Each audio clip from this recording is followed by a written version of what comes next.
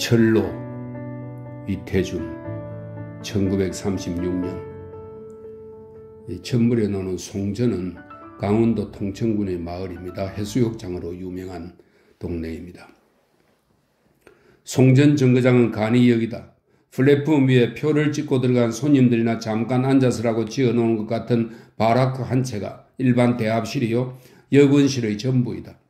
그래 순사나 운송 전문 아닌 사람도 누구나 입장권 없이 무상 출입을 하게 되었다. 우연히 바람 쏘이러 나갔다가도 아는 사람을 맞을 수 있고 거리 친하지 않은 사람이 가는데도 여럿이 따라 나와 떠나는 일을 즐겁게 해줄 수 있다.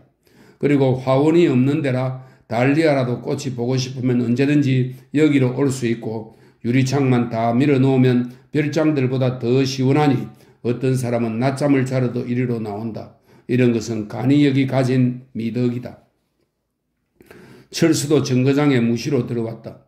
처음으로 기차가 개통되었을 때는 바다에서 들어와 오후는 흔히 정거장에서 해를 보냈다. 날이나 그저 바다에 나가지 못한 날이면 옳다 내 세상이다 하고 종이를 정거장에서 1시간이라는 것이 얼마나 긴 동안인지도 모르면서 4시간만 있으면 온다. 5시간만 있으면 온다 하는 기차만 무작정 기다리고 있는 것이 낙이었다. 기차는 큰 장난감처럼 보였다. 객차나 기관차를 떼었다 달았다는 것이며 빽빽 하는 기적소리, 언덕을 올라갈 때면 치치쾅쾅 거리는 소리, 밤이면 이마에다 불을 달고 꼬리에는 새빨간 새끼등을 단 것, 뭐다 재미있으라고 만든 것 같았다. 그것을 타고 오는 사람, 가는 사람, 손님들도 모두가 무슨 볼일이 있어 나다니는 것이 아니라 장난으로 타보기 위해 다니는 것만 같았다. 나는 언제나 한번 이놈을 타보나? 혼자 몇 달을 별려서 양한 돈을 내고 고저까지는 타보았다. 이 양한 돈은 한 양 한 푼이고요. 고저는 통천군의 마을 이름입니다. 양한 돈을 내고 고저까지는 타보았다. 그 눈이 어찌나게 빠르던 것, 굴 속으로 지나갈 때 생판 대낮인데도 밤중처럼 캄캄하던 것. 야, 나도 육지에서 무슨 벌이를 하면서 늘 기차를 타고 다녔으면 하는 욕망이 절로 치밀었다. 그러나 바다는 여간에서 놓아주지 않았다. 동털머리에는 동털무렵을 말합니다. 동털머리에는 어뢰 잠이 깨어졌다. 절석거리는 파도 소리는 어서 일어나라고 부르는 것 같았다. 부르는 것 같지 않더라도 아무리 생각하더라도 다른 도리는 없었다. 아무리 일찍 깨어도 한 번도 바쁘지 않은 아침은 없다. 어머니가 조반을 짓는 동안 10봉 1000개나 되는 낚시에 생호합을 까가며 미끼를 끼워 놔야 한다. 아무리 서둘러도 어머니의 어서 밥 먹고 나가라는 재촉이 늘 앞선다. 급한 밥을 먹고 일어서 나오면 배만은 하루같이 바다가 그리운 듯 멀기는 파도를 말합니다. 멀기가 들어올 때마다 꽁지를 덜먹거리었다. 물을 서너 바같이 퍼버리고 나서 연암 한번 놓질만 하면 어뢰 아침 하늘바람은 육지로부터 살곱게 불어나왔다. 돛을 달고 앉아 담배를 한 대 피워 물어야 그제야 후하고 한숨이 나가고 제 세상을 만난 듯 마음이 턱 놓이기는 하나 아침볕만 넘실거리는 망망한 바다로 모래섬에 지저귀는 물제비 소리만 들으며 나가는 것은 한없이 외롭기도 하였다.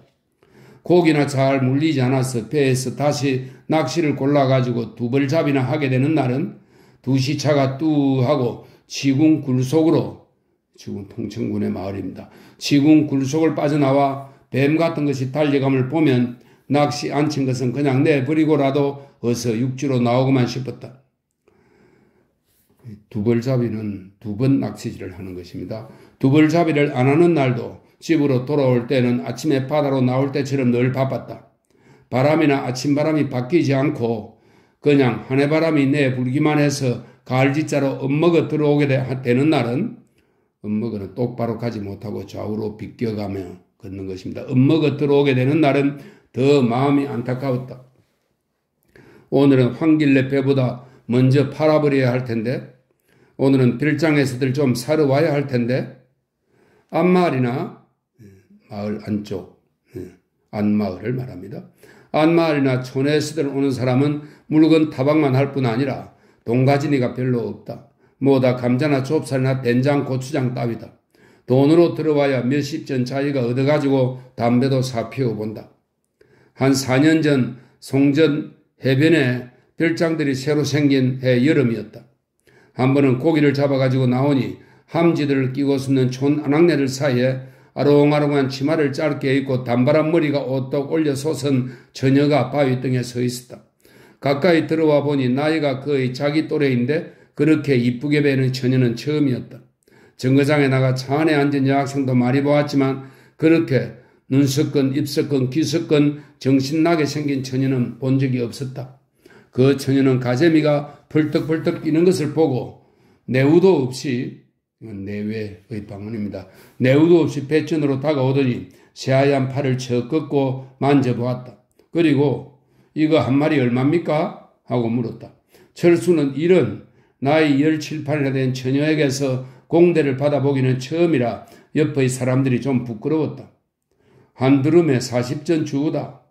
한 드럼은 두름의 방언입니다. 물고기를 한 줄에 10마리씩 두 줄로 엮은 20마리를 세는 단위입니다.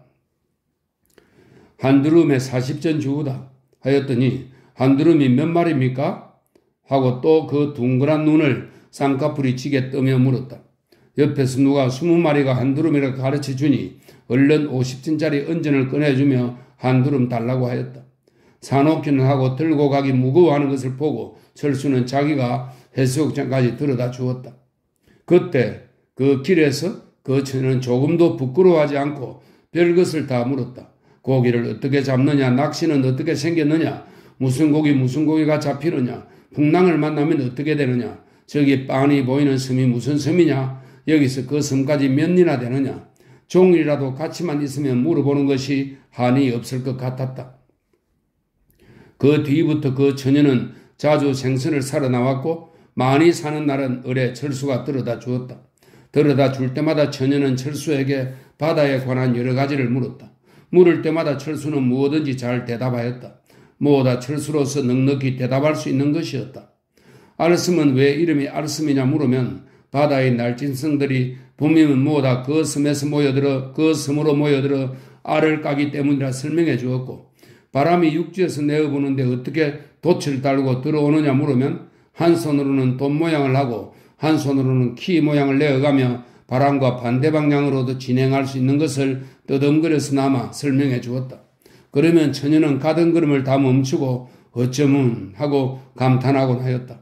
그 감탄을 받을 때마다 철수는 바다 위를 그냥 뛰어나갈 듯 신이 났다. 그러다 어느덧 바다에 찬물이 들어 그 처녀의 그림자가 불력에서 사라지고 말았을 때 철수는 그렇게 서운한 감정이란 일찍이 느껴본 적이 없었다. 정거장에 나와서 여기서 차를 타고 갔겠구나 생각하면서 멀리 산모릉을 돌아가 버린 철로길만 바라볼 때는 가슴이 찌르르 하였다. 가을에, 겨울에, 봄내 철수는 무시로 그 별장집 처녀를 생각하다가 다시 해수욕철을 맞이하였다. 은근히 기다려지는 마음에 아침 차에는 나올 새가 없으나 저녁 5시 차에는 을의 정거장으로 나오곤 했다. 철에 맞지는 않으나 전에 아버지가 쓰던 낫가오리를 털어 쓰고 5월 단오 때 고저로 실험하러 가서 사 신고 온 운동화를 내어 신고 바다에서 들어오면 불이 나게 정거장으로 오곤 하였다. 너 어둠에 가니? 아는 사람이 물으면 대뜸 얼굴이 시뻘개지며 말문이 막혀 얼음거리면서도 여전히 나오곤 하였다. 그러나 처녀는 어느 날인지 아침차에 날인 듯 하였다. 그래서 역시 고기 사러 오메리는 통천군에 있는 마을입니다. 오메리 불력으로 나온 것을 만나보게 되었다. 이 불력은 해변을 말합니다. 철수는 가슴이 뛰어 얼굴을 잘 들지 못하였다. 1년 동안 처녀는 엄청나게 몸이 피었다. 머리는 그저 자른 대로였으나 쪽만 털어놓는다면 벌써 아이를 낳은 황길이 처만 못하지 않을 몸피였다. 그러나 처녀는 조금도 내우티가 없이 먼저 알아보는 체하고 나 모르겠소? 소리를 다하였다. 철수는 얼굴이 후끈거리어 짬바닷물에 세수를 해가며 묻는 말에도 잘 대답을 못하고 비슬비슬 피하기까지 하였다. 이에 여름도 고기를 많이 사는 날은 늘 들여다 주곤 하였다. 그러다 찬물이 들어서면 어느 날에 떠나는지 처녀의 그림자는 다시 볼 수 없게 된다. 정거장에 나가면 산모롱에 철로길만 아득하였다. 작년에도 또 처녀는 철수가 마중 나오는 낮차에는 나리지 않았다. 어뢰 서울서 밤차를 타는 듯 했다. 그런데 이번에는 잘랐던 머리를 길러가지고 쪽을 틀고 왔었다. 쪽을 틀어 그런지 철수의 눈에는 아직도 처녀라기에는 지나치게 어른인 편이었다. 자기는 22살, 처녀는 아무래도 19이나 가 20은 되었으리라 하였다. 그리고 혼인을 했나 보다 생각해 보았다. 왜 그런지 그런 생각은 슬픈 생각이었다. 혼인을 했으면 저희 시집으로 갔을 테지 또 친정집 별장으로 왔을 리가 있나? 왜 못 와? 다니러 올 수도 없어? 철수는 혼자 물어보았다. 나중에는 아낙네들 찌꺼리는 소리를 유심히 들어보기도 하였다. 촌 아낙네들은 여학생이 나타날 때마다 어뢰 그의 소문거리를 잘들 알아내 찌꺼리기 때문이다. 그러나 한 아낙네도 그 처녀가 시집을 갔거니 아직 안 갔거니를 찌꺼리지는 않았다.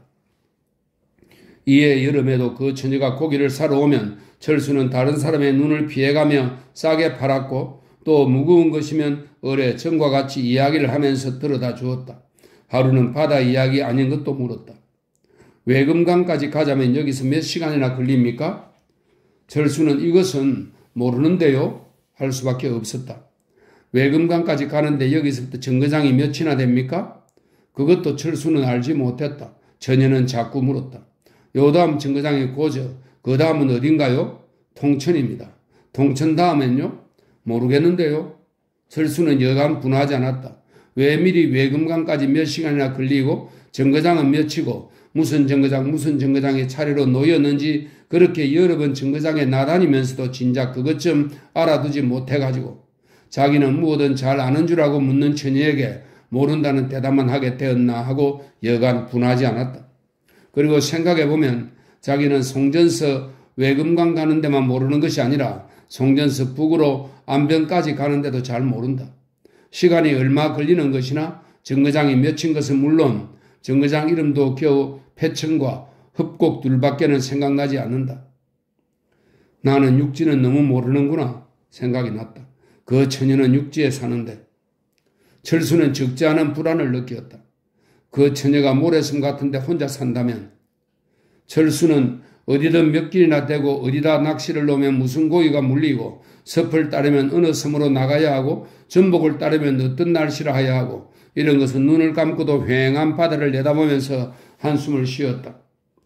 그리고 그 길로 정거장으로 가 낯익은 아이들을 붙잡고 남으로 간 섬까지 북으로 원산까지 가는 위의 세 가지 지식을 배우려 하였다. 그러나 하나에도 시원하게 그것을 가르치지는 못할 뿐 아니라 또 정거장 이름은 단 5을 차례대로 외우기가 힘들었다. 철수는 그것이 일조일석엔 얻을 수 없는 공부임을 깨닫고 그 뒤로는 거의 날마다 저녁 되면 정거장으로 나왔다. 보통학교 다니는 아이들을 붙들고 손을 꼽아가며 배워 그 처녀가 서울로 돌아갈 무렵에는 동해 북부선 25 정거장 이름을 다 외우게 되었다.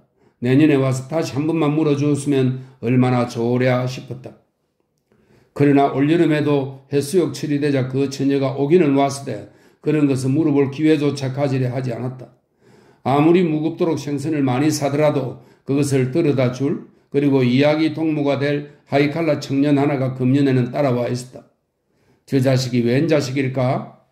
청년은 키가 늠름하고 이가 미끈한데 웃을 때 보니 백금리가 보였다. 철수로는 얼른 알 수가 없었다. 둘이서는 눈꼴이 실만치 무인지경처럼 희롱새롱거리였다. 고기를 사면 의뢰 청년이 돈을 치르고 처녀는 청년이 들었던 사진기를 받아 가졌다. 그러면 작년까지도 자기가 들여다 두던 생선꾸러미는 그 청년이 들고 자기와는 일찍이 한 번도 그렇게 붙어서 본 적이 없게 가까운 사이로 나란히 걸어가는 것이다. 혼인을 했나 저자하고 오래비가 아닌가? 오래비면 무슨 희롱을 서로? 철수는 8월달의 그 빛나는 해가 잘 보이지 않았다. 며칠 되지 않아 이웃 아낙네들은 그 처녀와 청년의 소문을 쥐거리었다. 작년 가을에 정혼을 했다든가 며칠 앙이시고 서울로 갔답대 성례를 하러. 아닌 게 아니라 다른 애 같으면 아직 반도 안 있었는데 하루는 오더니 내일 밤차로 서울 가져가게 생홍합 한 초롱만, 한 초롱은 이 석유나 물 등 액체를 담는 양철통을 말합니다. 생홍합 한 초롱만 산채로 따다 달라고 아주 석유 초롱까지 가지고 나왔다. 센 걸 그렇게 많이 갖다 무엇에 쓰느냐고 물었더니 처녀는 조금도 거리낌 없이 집에 큰 일매기가 좀 있어 그래요. 큰 일거리란 뜻입니다. 집에 큰 일매기가 좀 있어 그래요 하였다. 이튿날 저녁 철수는 섭 한 초롱을 둘러매고 꾸벅꾸벅 정거장으로 들어왔다. 처녀와 그 백금리박이 청년은 진작부터 나와 차를 기다리고 있었다. 나딕은 처녀의 어머니만이 자기에게로 오더니 수고했네 하고 전보다 후하게 섭값을 내어주었다. 그리고 차가 오거든 찻간에 좀 올려놓아 주고 가라고 부탁하였다. 하늘엔 별이 총총하다. 처녀는 저희 약혼자와 어깨나 서로 겨른듯이 겨른듯이는 팔을 끼고 이런 뜻입니다. 겨른듯이 붙어서 여러 사람의 눈을 피하느라고 새파란 포인트라이트가 철도 신호등을 말합니다. 새파란 포인트라이트가 있는 쪽으로 걸어갔다. 이었고 기차는 들이닿았다. 철수는 떨리는 가슴을 억지로 진정하면서 섭초롱 놓아둔 대로 갔다. 전에는 장난감처럼 재미있기만 보이던 기차가 이렇듯 마음을 아프게 해줄 줄은 몰랐다. 한 손으로도 번쩍 들릴 섭초롱이 두 손으로도 무거웠다. 억지로 찻간에 올려놓았더니 웬 사람이 와서 어깨를 툭 친다. 돌아다 보니 그 백금리박이 청년이다. 왜 그러냐 묻기도 전에 그는 저 앞 2등차로 가져와 빨리 하고 앞서가는 것이다. 철수는 어리둥절해서 차는 빨리 떠난다는 생각했지만 어느 모서리에 부딪혔는지 정강이가 어스러지는 것 같은 것도 만져볼 새 없이 다시 섭초롱을 안고 2등차로 달려갔다. 미처 놓기도 전에 청년은 또 빨리 내려가 차 떠나 하고 소리를 쳤고 하마터면 꼬꾸라질 뻔하면서 뛰어나리니 그 처녀는 어느 자리에 앉았는지 자기의 넘어질 뻔하는 꼴에 깔깔 웃는 소리만 굴러나왔다. 2등 차가는 벌써 저만치 달아났다. 정강이 벗겨진 데를 한번 어루만져 보는데 차는 벌써 꼬리에 달린 새빨간 테일라이트가 이마 앞을 스치고 달아났다. 철수는 쫓아가기나 할 것처럼 얼른 철도로 날아섰다. 테일라이트는 깊은 바닷속으로 닻이 가라앉아 들어가듯이 어둠 속으로 뱅글뱅글 도는 듯이 졸아들면서 달아났다. 그 뒤에 희미하게 떠오르는 두 줄기의 대철, 이 대철은 철로의 방언입니다. 폭이 넓고 큰 레일을 말합니다. 두 줄기의 대철, 뚝뚝뚝뚝뚝뚝뚝뚝 마치 철수의 가슴처럼 울린다. 그러나 대철의 울리는 소리는 철수의 가슴처럼 그냥 계속하지는 않았다. 그 테일라이트가 산모롱이를 사라지고 말았을 때는 숨 넘어간 뱀과 같이 조용하였다. 맨발에 밟혀지니 싸늘할 뿐이다. 철수는 멍하니 섰다가 언제인지 저도 모르게 발을 떼어 놓았다. 얼마 안 그래 차가 다시 배천을 떠나는 소리가 별밝은 하늘을 울려왔다. 벌써 배천 다음엔 흡곡, 자동, 상음, 오개, 안변. 작년 여름에 달포를 두고 애를 써 외어놓은 그 정거장 이름들이다. 철수는 울음이 나오려는 입속으로 그것을 외우며 자꾸 걸었다.